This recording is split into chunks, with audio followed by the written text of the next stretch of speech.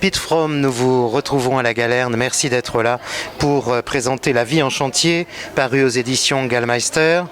Dans La vie en chantier, dans ce roman, Taz se retrouve seul face à la mort de Marnie, qui donne naissance à leur enfant. Taz est désespéré face à la mort, désemparé face à la vie d'un bébé qu'il doit élever. Mais ce roman est surtout plein de beauté et d'espoir.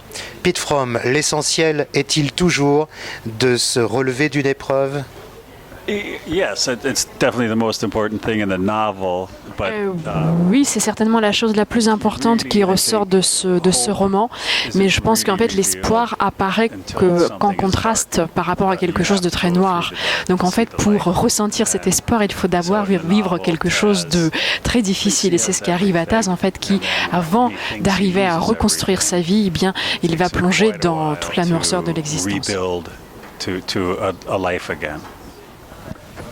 Comment sont nés les personnages de votre roman? Vous dites, au moment de l'écriture, quand Rudy est entré dans la maison, je ne l'avais pas encore imaginé. Comment naissent vos personnages? Eh bien, je dirais que c'est presque accidental, hein. C'est toujours par accident. Avant, je n'ai jamais d'idée en ce qui concerne les personnages. Alors, au départ, j'avais Taz, qui était donc avec cet enfant, qu'il ramenait à la maison et qu'il déposait tout simplement par terre. Voilà, c'était ça le début. Et je pensais que j'allais écrire un livre sur un homme en train d'élever son enfant tout seul. Et même quand cet enfant a commencé à crier et que Taz ne savait plus quoi en faire, en fait, je pensais toujours que ce serait un roman autour de ce personnage, de cet homme-là, avec son enfant seul. Et puis j'ai vu l'image de son ami en fait à lui qui avec le bébé dans les bras. Et c'est comme ça que Rudy est apparu. C'est comme ça qu'il est entré dans le roman et c'est devenu un des personnages qui est quasiment tout le temps là, tout au long du roman. Pete Fromm, la famille est incontestablement au cœur de vos romans. Yes, it's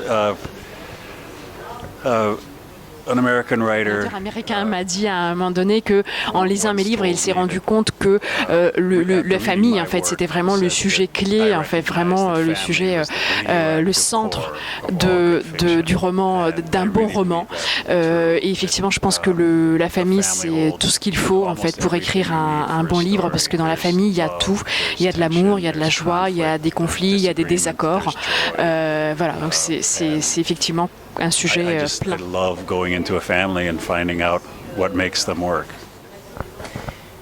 Bien évidemment, la nature est également un personnage incontournable de vos récits. Vous dites même, je cite, que les grands espaces sont souvent les plus beaux terrains de jeu du monde. Yeah, some of the oldest writing advice is to write what you know, and I have always worked out in nature as a park ranger and a game warden. Oui, enfin tout à fait. En fait, moi je dis toujours que les écrivains devraient écrire sur ce qu'ils savent. Et moi j'ai toujours été dans la nature, enfin, en tant que ranger, enfin, et même en construisant des maisons, enfin en tant que charpentier tout simplement. Et en fait la nature dans le roman est un fond tellement vibrant que c'est plus un fond. Alors, c'est pas un décor, hein, la nature est complètement restée et présente dans le roman pour Taz et Marnie, évidemment, s'ils veulent tellement rester, ils font tellement d'efforts pour rester dans le Montana, c'est parce qu'il y a ces rivières, c'est parce qu'il y a ces poissons, c'est parce qu'ils vont tout le temps dehors. Il y a évidemment dans vos écrits et évidemment aussi dans ce nouveau roman des descriptions formidables concernant justement les personnages et évidemment la nature, concernant le bois aussi, puisque vous faites sentir le bois au lecteur. Et j'ai beaucoup aimé cette phrase que vous avez formulée dans une interview, je cite, « Quand j'écris, mon but principal est de laisser quelqu'un entrer pour qu'il puisse voir ce que j'ai vu. » Yes, what I see in my head, by putting in as many details as I can because as I'm writing, I see everything. Oui, en fait, ce que j'ai as vu if it's dans ma tête moi-même, real, puisqu'en as fait, if quand it's j'écris, je vois happening tout in très, très, très précisément.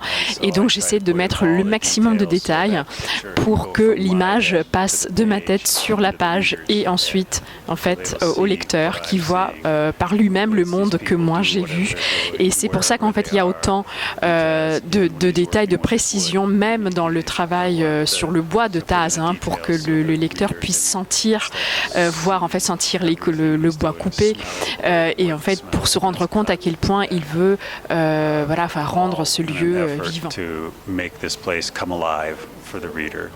Pour terminer cet entretien, Pete Fromm, si vous aviez un livre à conseiller, je sais que vous en avez sûrement plusieurs, mais quel est celui que vous retiendriez pour que nos auditeurs puissent le lire également?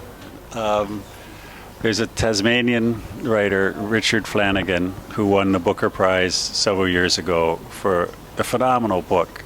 And I had not heard of him before then.